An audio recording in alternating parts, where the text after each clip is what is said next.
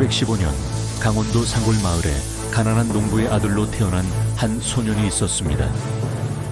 초등학교를 겨우 마친 게 학력의 전부였던 이 소년이 훗날 대한민국의 산업 지도를 새로 그릴 거라고는 누구도 상상하지 못했습니다.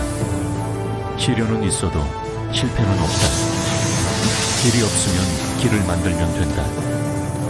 이봐, 해봤어?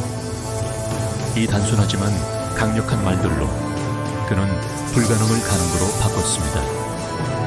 대한민국을 세계 11위 경제대국으로 끌어올린 거예요. 현대그룹 창업주 아산 정주영의 80여 년 인생을 지금부터 함께 따라가 보겠습니다. 1915년 11월 25일 강원도 통천군 송전면 아산리. 정주영은 정봉식 씨와 한성실 여사 사이에 6남 2녀 중 장남으로 태어났습니다. 집은 가난했습니다.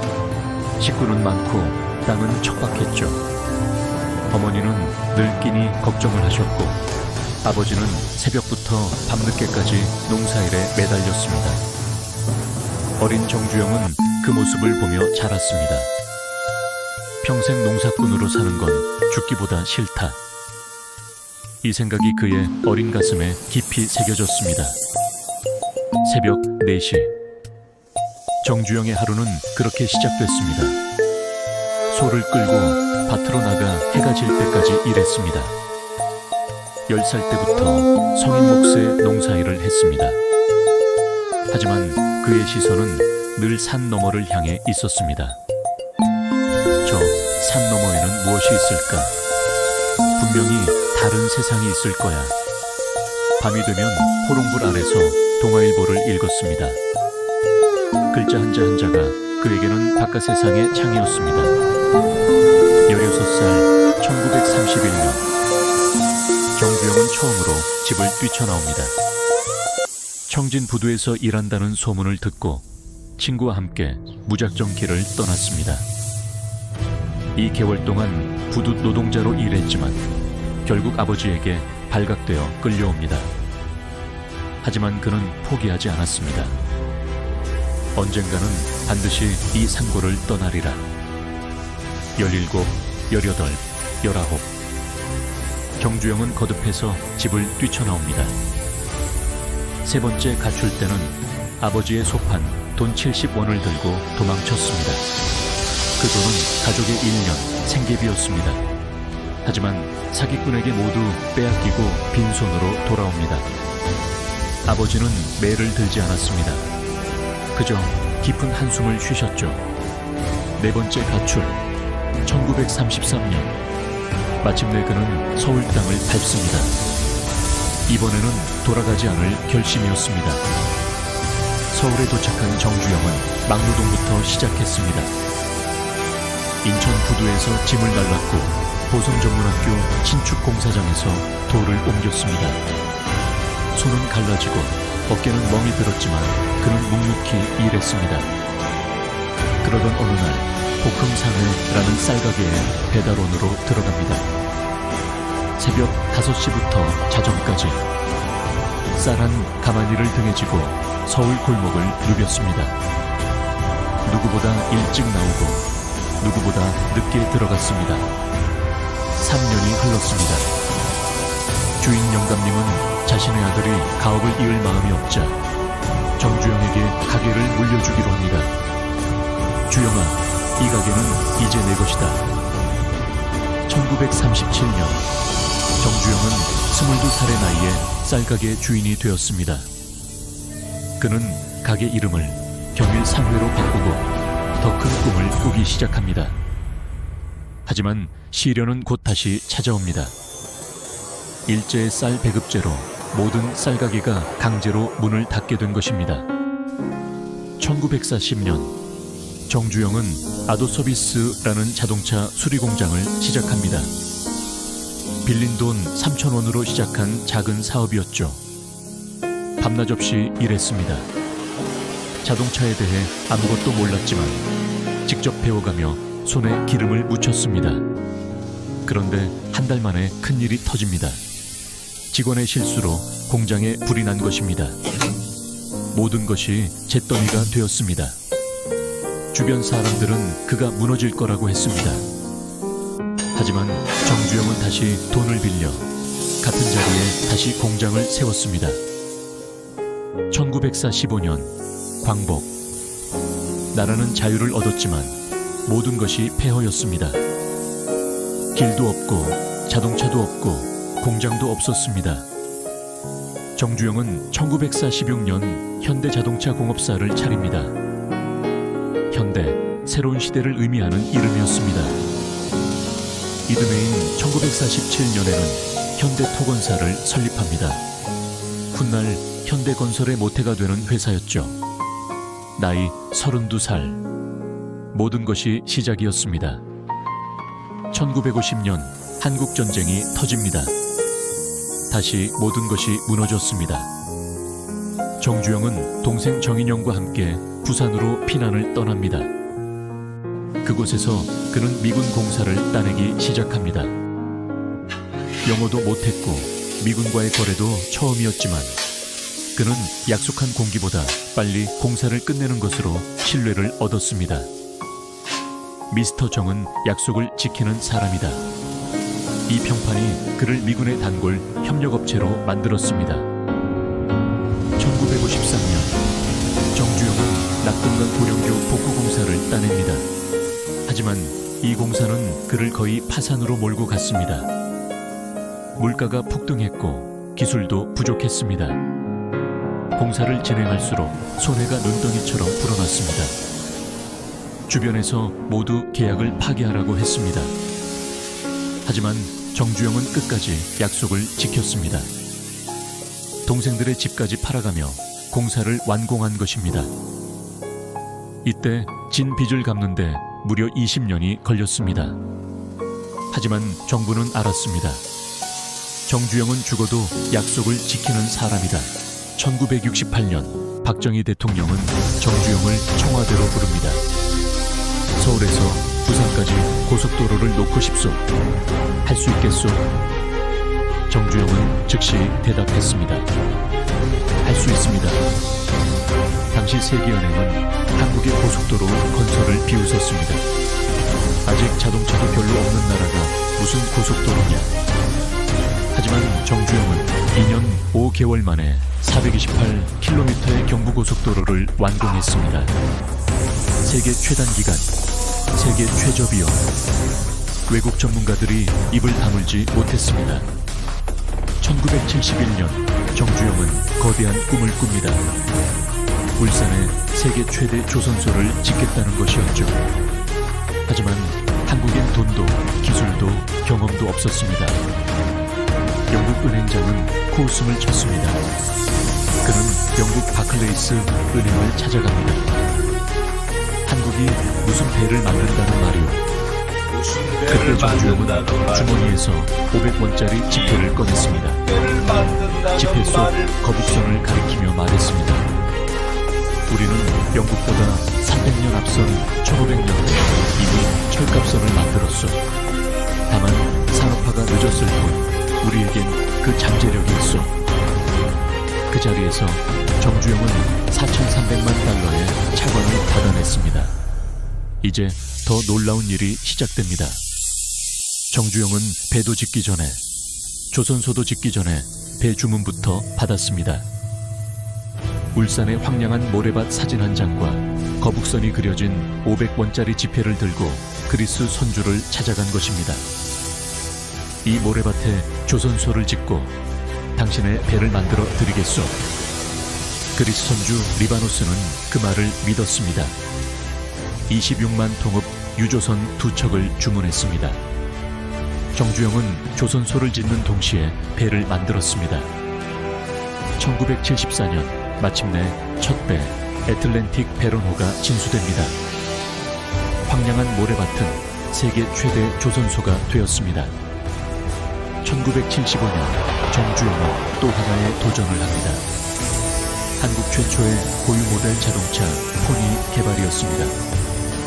당시 세계 자동차 시장은 미국과 유럽, 일본이 장악하고 있었습니다.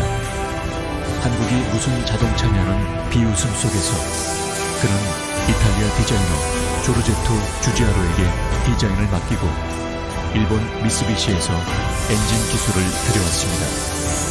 1976년 포니가 출시됩니다. 한국 자동차 산업의 시작이었습니다. 그리고 이 작은 첫걸음이 훗날 현대자동차를 세계 5위 자동차 메이커로 성장시키는 씨앗이 됩니다. 1984년 정주영은 또 하나의 불가능에 도전합니다. 충청남도 서산 앞바다를 메워 농토를 만들겠다는 계획이었죠. 물막이 공사 마지막 270m가 문제였습니다. 물살이 너무 거세서 트럭으로 돌을 부어도 모두 휩쓸려 갔습니다. 모두가 불가능하다고 했습니다. 그때 정주영은 기상천외한 아이디어를 냅니다. 폐유조선을 가져다 가라앉히자. 스웨덴에서 폐기된 23만 통읍 유조선을 사와 그 자리에 가라앉혀 물길을 막은 것입니다. 공사비 290억 원을 절약하고 공기를 36개월이나 단축했습니다. 세계 토목학계는 이 공법에 정주영 공법이라는 이름을 붙였습니다. 1981년 독일 바덴바덴, 서울이 일본 나고야와 1988년 올림픽 개최를 두고 경쟁하고 있었습니다. 모두가 일본의 승리를 점쳤습니다. 경제력, 외교력, 기반시설 모든 면에서 한국은 열세였죠. 그때 정주영이 서울올림픽 유치위원장으로 나섭니다.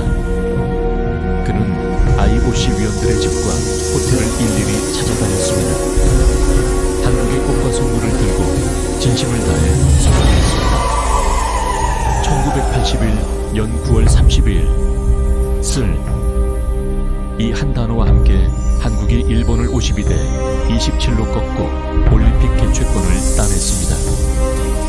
모두가 불가능하다고 했던 일이 또 한 번 가능이 되는 순간이었습니다. 정주영은 불을 쌓는 것에만 머무르지 않았습니다. 1977년 그는 사재 500억 원을 출연해 아산사회복지재단을 설립합니다. 사회로부터 받은 것을 사회로 돌려보내야 한다. 이것이 그의 신념이었습니다. 재단은 전국에 종합병원을 세워 의료 사각지대를 줄였습니다. 서울 아산병원은 오늘날 한국 최대 규모의 병원이 되었습니다. 가난한 학생들에게는 장학금을, 노인들에게는 복지를, 정주영의 부는 그렇게 사회로 흘러갔습니다. 대통령 선거에 출마한 것입니다. 1992년 77세의 정주영은 또 하나의 도전을 합니다. 일국민당을 창당하고 직접 대선 후보로 나섰습니다. 기업을 일군 정신으로 나라를 일으키겠다. 정치 신인이었던 그는 16.3%의 득표율을 기록했습니다. 당선은 못했지만 한국 정치사에서 기업인 출신 대선 후보로는 가장 높은 득표율이었습니다.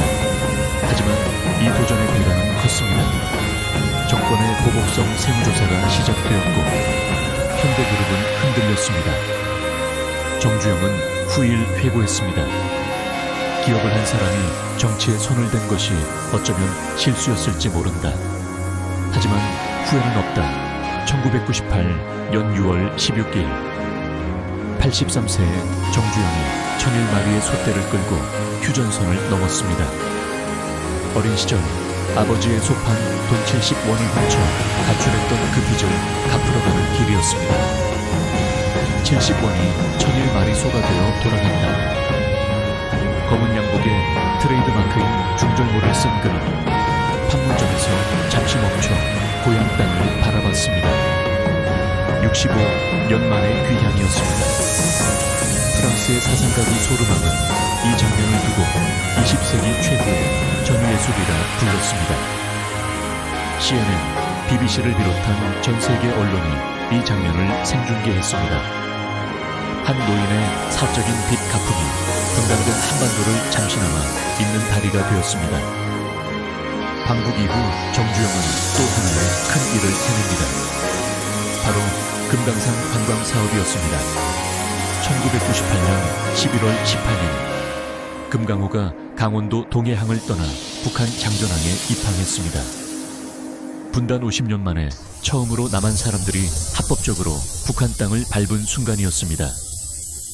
이후 200만 명이 넘는 한국인이 금강산을 방문했습니다. 기업의 일은 결국 사람을 잇는 일이다. 정주영의 마지막 큰 꿈은 그렇게 실현되어 갔습니다. 정주영의 인생을 관통하는 한마디가 있습니다.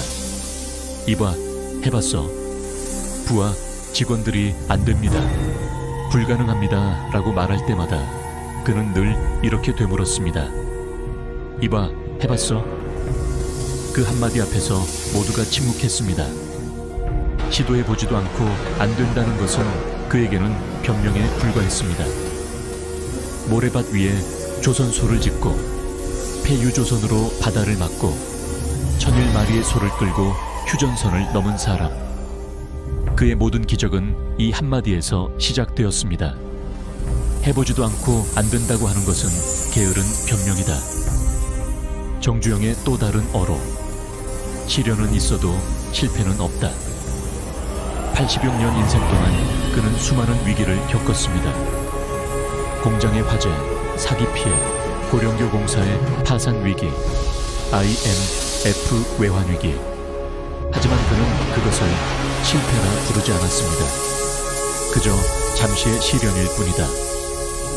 무너지면 다시 일어났고 이르면 다시 채웠습니다. 그에게 인생은 끝없는 도전의 연속이었습니다. 평생을 두고 새벽 3시에 일어났다. 자는 시간이 아까웠기 때문이다.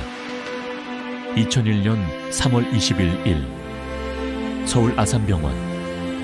정주영은 86세의 나이로 영면에 들었습니다.